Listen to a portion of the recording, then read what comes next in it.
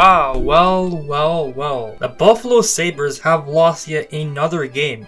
Yet again, defying the odds of how bad a hockey team can be. Their record may not completely indicate it, but this team is the worst of the worst the league has to offer. But what went wrong for this one storied franchise? I don't mean in a sarcastic way at all. Before the drought, the Sabres were actually a top 5 team in league history in terms of winning percentage. A big deal has been made about how the Detroit Red Wings fans aren't used to losing because of a 25-year streak immediately being followed by their current playoff drought. The Buffalo Sabres are kind of in the same boat. This was a pretty successful franchise before this. This isn't a team that has been away from off-ice turmoil though. They've had like a million owners. It's like the Sabres are hockey billionaires version of Kendall Jenner, just pass them around to the highest bidder. But like, what gives? 13 years of losing and not complete mediocrity either. They've had some very high draft picks, so-called generational talents, and players who have come out as champs. But not for the Sabres. Linus Ullmark, Jack Eichel, Sam Reinhart, Montour, Ryan O'Reilly, some notable names who left the Sabres and were key in Cup squads. All left for a pittance of what they were offered. Actually, maybe not O'Reilly. Thank you Lucky Stars, Thompson took a very unconventional development path, or you'll be fucked. More fucked than you are right now. This is a Sabres' third rebuild attempt, and maybe even going into their 4th rebuild attempt. This isn't a player issue or a system issue or even a management issue. This is, at the very top, an ownership issue, stemming from years of Terry Pegula just meddling. We didn't really have to. Imagine a world where the McDavid tank worked. Edmonton gets pick 4 or wherever the hell they would have gone, and you get pick 1. And McDavid is a member of the glorious Buffalo Sabres. They probably break the drought eventually. I mean, a core of McDavid, Reinhart, or Riley might make some damage. But still, I don't know if they have the same level of success you expect for a McDavid-led team. There's even a world where Connor asks out, similar to Jack Eichel. Also, speaking of Eichel, this isn't an Eichel issue. He left on some pretty tough terms, and the way he went out was pretty unconventional. But this is years of mismanagement to awful coaching, and all over that is one man. Terry Pegula. When Tim Murray was hired to oversee rebuild number 1, yeah, that's right, we're kind of rebuilding in numerical order, his biggest weakness was buying just a bit too early into the rebuild. Evander Kane, Ryan O'Reilly, Robin Leonard, all acquired in a 5-month span for pretty high draft picks, along with Eichel and Reinhart coming into the team. But this team depth-wise just wasn't ready, and it showed. They weren't bad per se, but just mediocre for a couple of years, 2016, 2017. Until 2018 when new GM Jason Ballroll was hired, who, by the way, his sister got me blocked on Twitter. I don't think I deserve it. And what he did was oversee the drafting of Darlene, Cousins, and that's about it because he got fired 2 weeks later. His biggest gripe was about choosing the right man for the head coach, as he has 3 different ones under his reign. And now we got the next GM, Kevin Adams. And even though he has done what every GM should, which is build through the draft, but like Botterill, he hasn't been able to find his man on the center.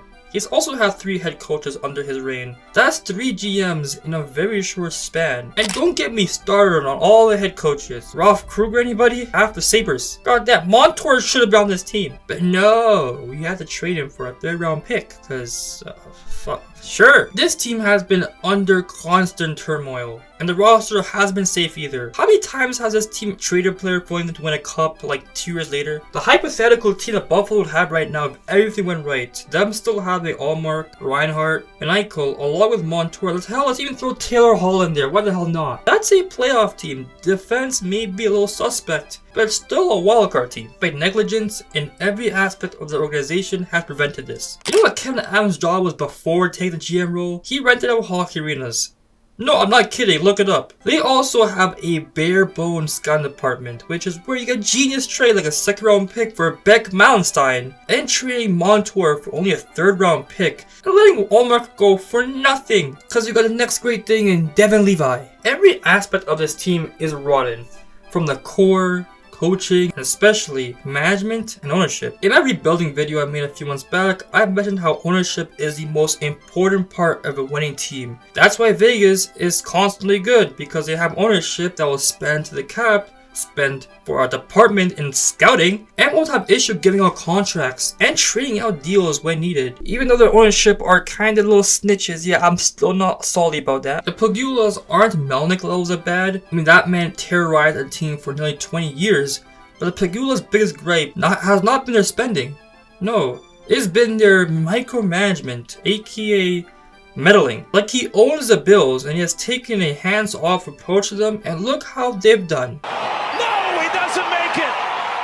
Why? Actually, Terry might have to micromanage them too. He can't hire respectable executives because nobody with options is choosing Buffalo. He can't hire respectable coaches because they're essentially used as bonfire here. And the first anniversary, they're the ones to go. Dan Belsma is your most accomplished head coach that you've hired, and he was essentially Squidward living in a cardboard box begging for a job. How'd you manage to fuck up these many players' careers with completely incompetent coaching? Ralph Kruger could have been on the FBI's most wanted list for terrorism. He was that bad. Now let's get to the players. These players aren't good. I know they have potential, and oh, they're so young. Oh my god.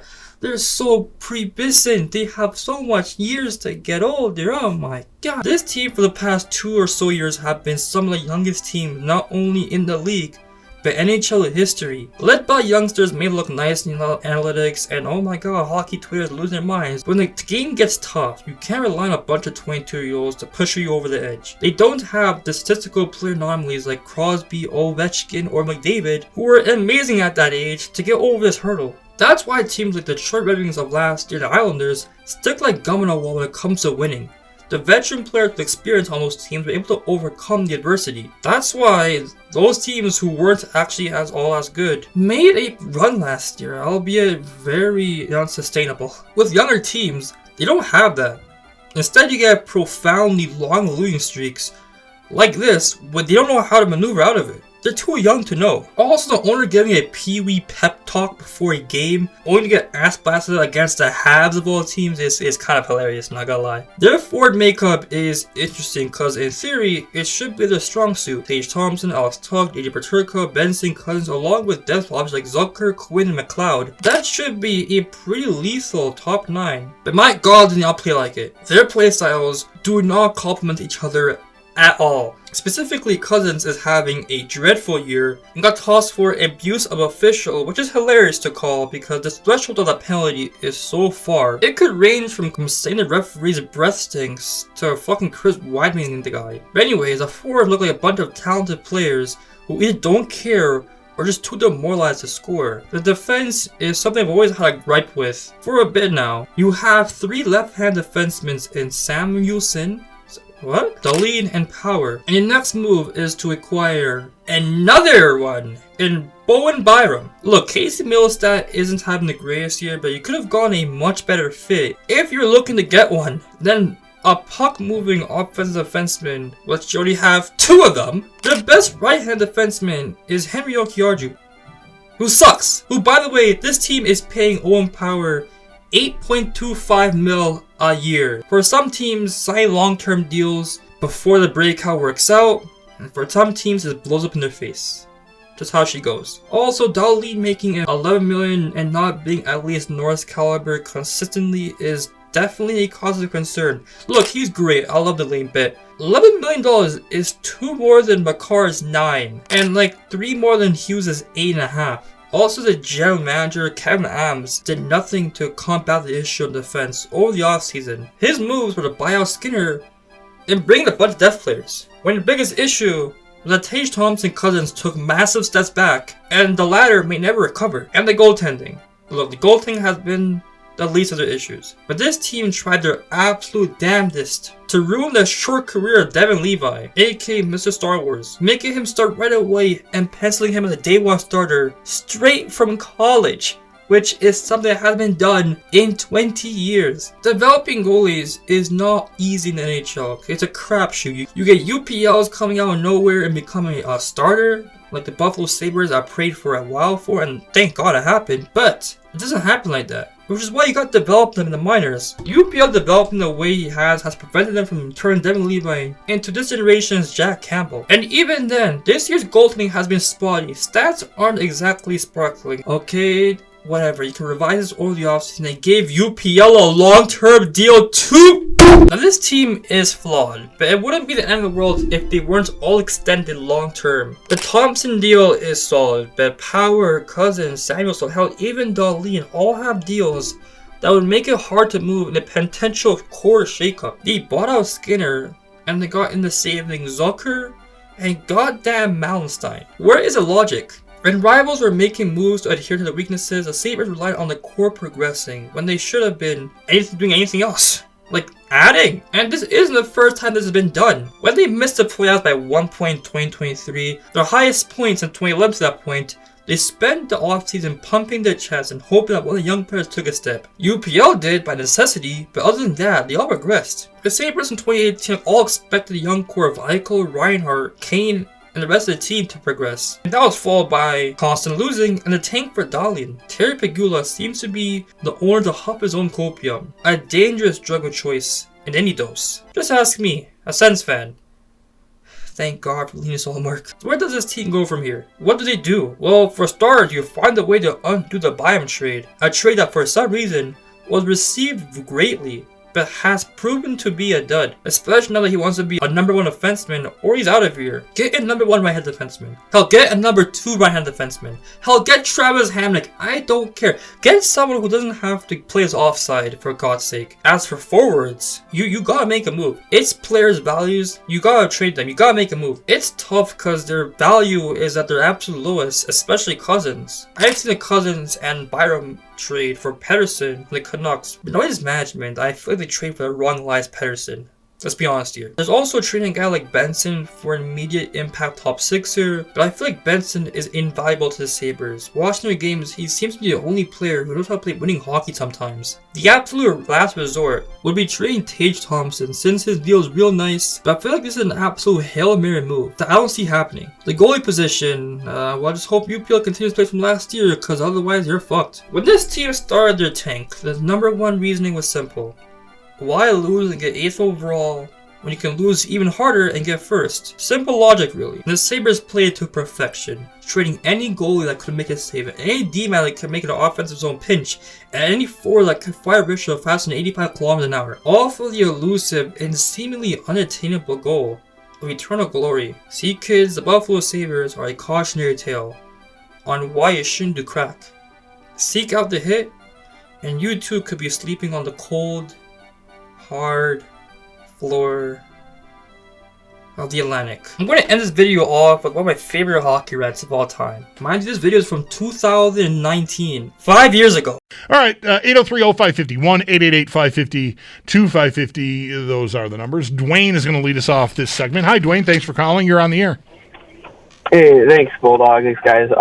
If you just give me a minute here, just to, I'll try and organize my thoughts as best I can. I'm just, I've the 24 years they've been in that arena. I think in some form of capacity, I've been a season ticket holder for about 15 of those years.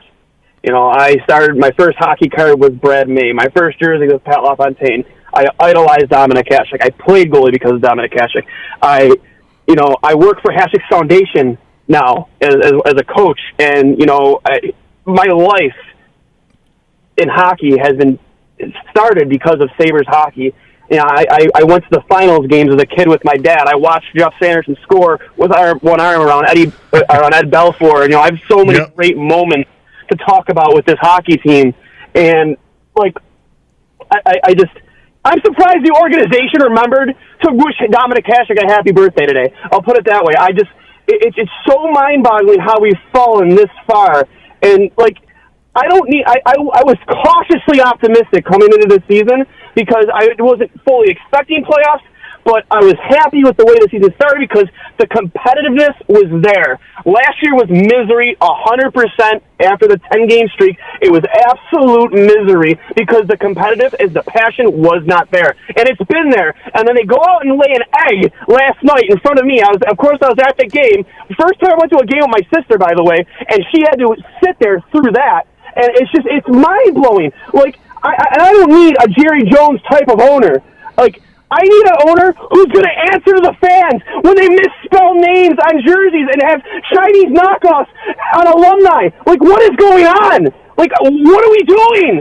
Like, I don't understand it, man. Like, Bulldog, you've lived through this. You've seen it. Like, have you ever been, like, have they ever sucked the passion out of you like they have me? I've dedicated my life to hockey because of this team. Like, I can't do it anymore, man. Like I'm seriously, for the first time, considering just not being a season ticket holder this year. Even when the team was terrible, Ted Black would come on the station and talk to fans and address concerns. I don't need I don't need a damn camera in front of Terry Pagula every single day, but address our concerns. Be there when you screw up. Answer for the mistakes. Be accountable. You know, this, like, Palafontaine being forced out of the organization, 5 years ago, however long it was. Like, I don't need an explanation, but it's just been mediocrity. It's almost worse than the Bills drought. And you know what? As I don't know what people's opinions of the man were, with Russ Brandon, but if Russ Brandon was running the team still, I highly doubt he would have allowed Chinese knockoff jerseys to be worn by Danny Garrett at Turkey Drive. I would have got on the ice, the goat head, missing deadlines. Like, what the hell is going on? Like, what is it? Like, I didn't need playoffs this year. I wanted it, but I didn't need it. But when you screw up for the fans as much as this team has over the last, 5 years, and just don't hold yourself accountable, go hide at your house in Florida. Like, what is this? Get in front of the camera and at least make us feel that we matter. That we matter to you. Like, I'm sick of it, Bulldog. I'm sick of it. I'm sorry. I'll hang up and listen. I'm sorry.